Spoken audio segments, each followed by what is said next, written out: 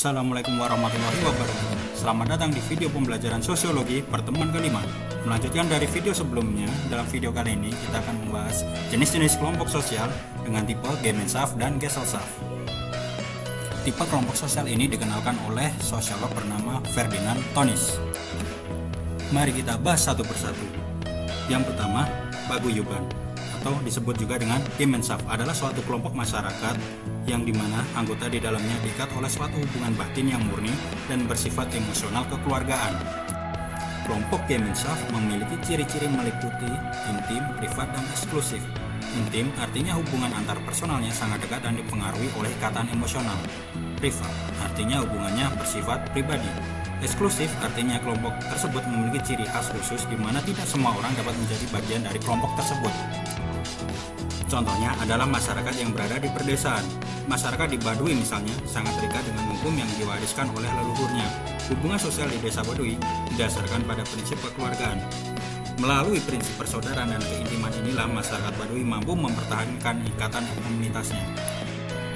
Gemeinschaft dibagi menjadi 3 tipe, yaitu Gemeinschaft by Mind atau berdasarkan pikiran, yang kedua Gemeinschaft by Blood atau berdasarkan keturunan, berikutnya ada Gemeinschaft by Place yaitu berdasarkan tempat tinggal. Yang pertama, Gemeinschaft by Mind, yaitu suatu kelompok sosial yang disatukan oleh kekuatan ideologi dan keyakinan yang sama. Contohnya seperti di pesantren, meskipun anggotanya dari latar belakang daerah yang berbeda, namun mereka membangun satu ikatan kekeluargaan karena mereka punya satu keyakinan dan tujuan yang sama. Yang kedua, Gemeinschaft by Blood, yaitu suatu kelompok dengan hubungan sosial yang dibentuk karena garis keturunan. Contohnya adalah keluarga, bisa keluarga kecil maupun keluarga besar.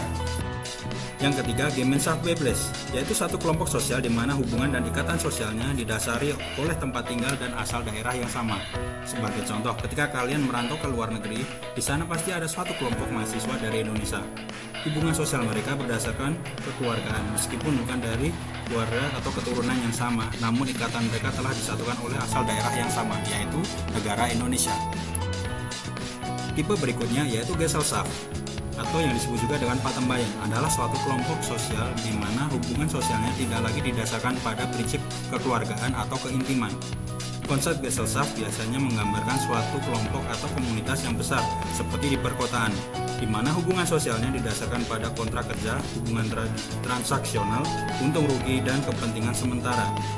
Prinsip gotong royong dan sukarela mulai surut dalam komunitas ini karena semuanya sudah diukur menggunakan sistem upah. Oke, itu saja penjelasan tentang Gemeinschaft dan Gesellschaft. Jika ada pertanyaan, silahkan tulis di kolom komentar. Wassalamualaikum warahmatullahi wabarakatuh.